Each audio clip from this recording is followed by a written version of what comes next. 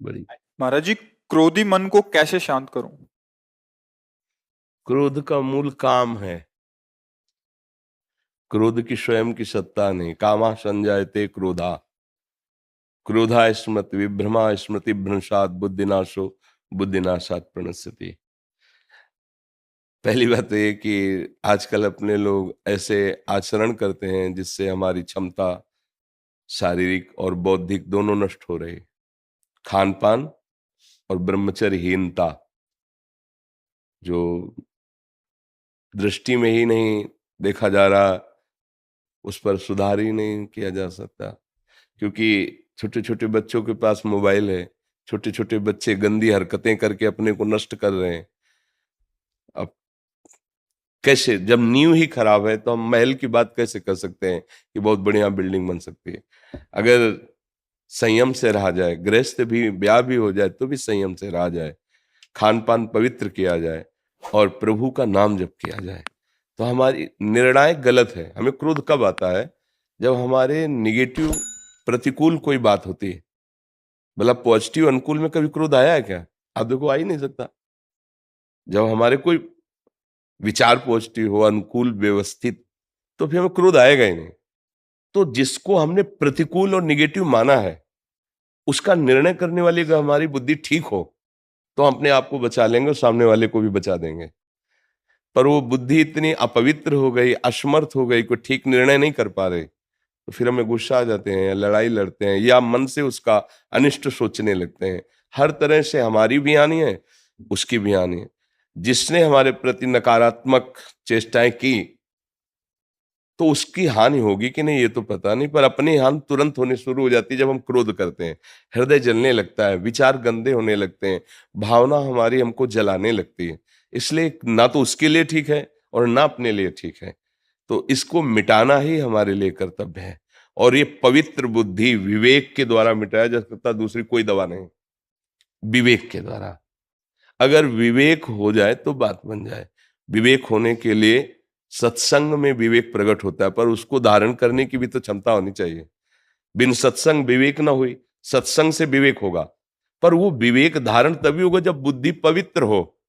बुद्धि पवित्र तभी होगी जब आहार पवित्र हो, संग पवित्र हो, आचरण पवित्र हो, विचार तभी हमारे पवित्र होंगे ना।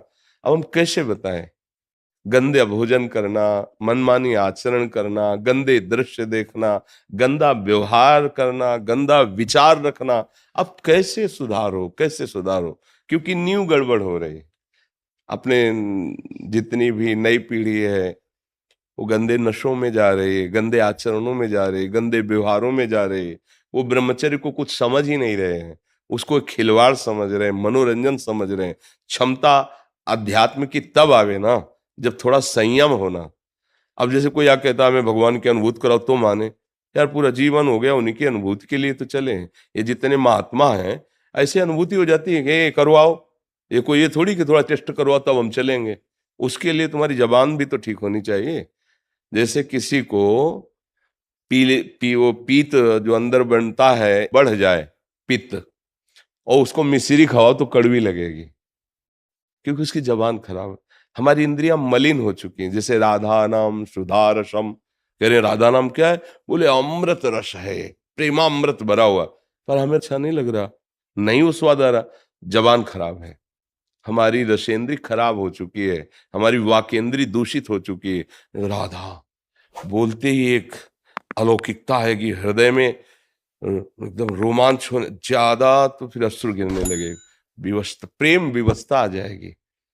जब भरत जी चित्रकूट जा रहे हैं और सिया राम कह के लंबी सांस लेते हैं, पूरा चित्रकूट प्रेममय हो जाता है। महाप्रभु चैतन्य देव, हे प्राणनाथ कृष्ण, जाओ वायुमंडल पूरा कृष्णमय हो जाता। नाम का देखो वो प्रभाव, और एक नाम का कि हमें बिल्कुल अच्छा नहीं लगता, हमारा हृदय द्रवित नहीं होता। तो नाम तो वही है, पर हमारा हृदय बहुत मलिन हो चुका है, इसको ठीक करना होगा। तो थोड़ा ब्रह्मचर्य पर ध्यान दो, आहार शुद्ध रखो, गंदे लोगों का संग न करो और नाम जप करो। तो आपकी बुद्धि में विवेक आने लगेगा, क्षमता आने लगेगी उसको काटने की। काट दिया तो बात बन जाएगी। अब नहीं काटा तो फिर उसको काट दोगे। लड़ाई झगड़ा गाली गुप्ता ये सब यही तो हो रहा है। संसार नाक में गुस्सा रखा है, नाक में जरा सा छू गया तो पीट देगा, वो गाली दे देगा। ये नहीं समझ रहा भीड़ है, धक्का लगा होगा, जिससे छुआ है वो भी असमर्थ है, भीड़ में उसको धक्का लगी, उससे हमारे द्वारा लगे, कोई बात नहीं। अगर लग भी जाए अपने, कोई बात नहीं, कोई बात नहीं, आप आराम से। तब लगेगा कि हाँ मनुष्यता है इसमें। तो अपने को आगे बढ़ना है तो आहार ठीक करो, कोई ऐसे गंदे पदार्थ नशे वाले मत लो। अब जैसे शराब पी ले, फिर सोचे क्रोध ना आवे, शराब पी लेने पर अहम इतना बढ़ जाता है, अब अहंकार बढ़ चुका है, तो सारे दोस्त उसमें बैठे हुए हैं, अब आप जरा सा छेड़ दोगे तो फिर लड़ाई झगड़ा शुरू। तो अब वो बुद्धि जिसने शराब पी है, क्या कभी वो ठीक निर्णय कर पाएगी ना पीने पर भी? क्योंकि मलिन तो हो गई ना। अब जो मांस खाई हुई हिंसक वृत्ति प्रकट करने वाला भोजन है, भले आपने हिंसा नहीं की, लेकिन उसकी हिंसा हुई है, उसमें आप सहयोगी हैं क्योंकि आप खा रहे हैं, तो आपकी बुद्धि क्या करेगी? हिंसक बनेगी, उसमें क्रूरता आएगी, निर्दयता आएगी। आप गंदे आचरण कर रहे हैं, व्यभिचार आदि दोष, आपकी बुद्धि एकदम घृणित मलिन हो जाएगी। अब उस बुद्धि में विवेक उत्पन्न हो, निर्णय करने लायक बने, तो बड़ा असंभव सा दिखाई देता है आज के वायुमंडल में, वातावरण में। पर आप अहोभाग्य है, धन्य भाग है आपका कि आप इस अवस्था में भी अपनी बुद्धि को क्रोध रहित करना चाहते हैं। तो नाम जप करो, अच्छा आहार करो, और जब कभी कोई क्रोध दिलाने वाली बात आवे तो निश्चित समझो आपके किसी पाप का नाश करने के लिए वो भगवान लीला रचे, चुपचाप बचा के निकल जाओ, अपने को भी और सामने वाले को भी।